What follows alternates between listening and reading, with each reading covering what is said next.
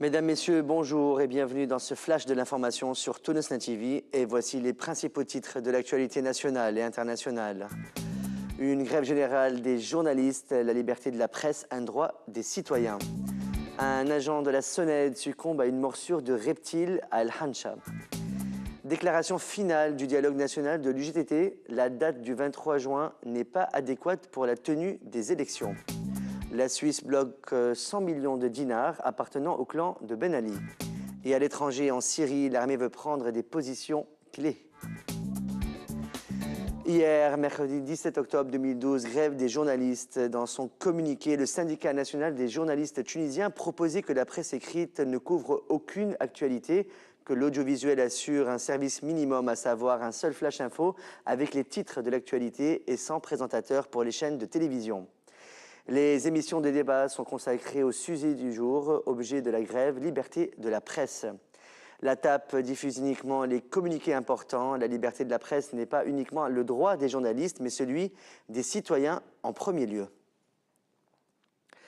Un agent de la SONED à la région d'El Khatsa de la délégation d'El Hancha à Sfax a succombé à une morsure de serpent. Selon un témoin, l'agent en question procédait à la réparation d'un compteur. Lorsqu'il a ouvert la niche, un serpent l'a attaqué et l'a mordu au niveau du cou.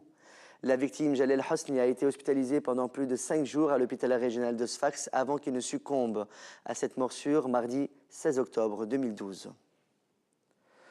Le secrétaire général de la Confédération générale de la Poste, Mohamed Monji Ben Barak, a signalé mardi 16 octobre que le blocage enregistré dans les négociations entre le comité administratif du secteur de la Poste d'une part et les ministères des Affaires sociales et celui des technologies ainsi que le directeur général de l'Office national de la Poste d'autre part, ce blocage laisse planer l'éventualité d'une grève dans le secteur. Une grève est donc prévue pendant 2 jours à partir du mardi 16 octobre dans tous les bureaux de poste. La Poste est donc en grève depuis mardi 16 octobre. La ministre de la Femme, Sihem Badi, a condamné mardi 16 octobre à travers un communiqué rendu public les déclarations du président du parti Ouverture et Fidélité qui a appelé à permettre le mariage des filles de 13 à 15 ans. Des déclarations irresponsables et portant atteinte aux droits des enfants, a indiqué le communiqué. La date du 23 juin fixée par la Troïka pour la tenue des élections n'est pas adéquate. Il s'agit là du point principal des déclarations finales du dialogue national initié par l'Union générale tunisienne du travail, l'UGTT. Les participants à cette journée ont lancé un appel unanime à un consensus quant à l'instance supérieure indépendante pour les élections, l'ISI, afin que celle-ci entame son travail avant décembre 2012. Le président du bloc parlementaire d'Ettakat à l'Assemblée nationale constituante, Mouldi Riahi, s'est montré profondément déçu par l'attitude de certains dirigeants lors de la tenue du dialogue national initié par l'UGTT qui, selon lui, n'ont pas arrêté d'évoquer la fin de la légitimité le 22 octobre alors que le Congrès était censé appeler à un consensus. Pour Mouldi Riahi, de pareils agissements sont irresponsables et n'ont rien à voir avec le patriotisme.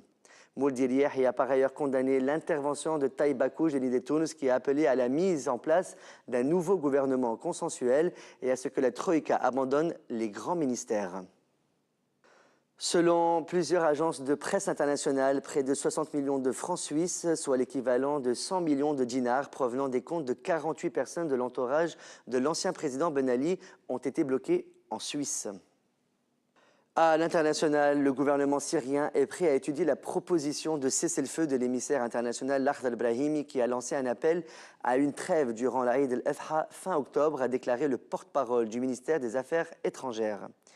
Et on rappelle que de violents raids aériens, surtout sur la ville de Ma'arat el-Normen, située sur l'autoroute Damas-Alep, ont eu lieu hier et au moins 78 tués, dont 37 civils et 24 soldats à travers le pays.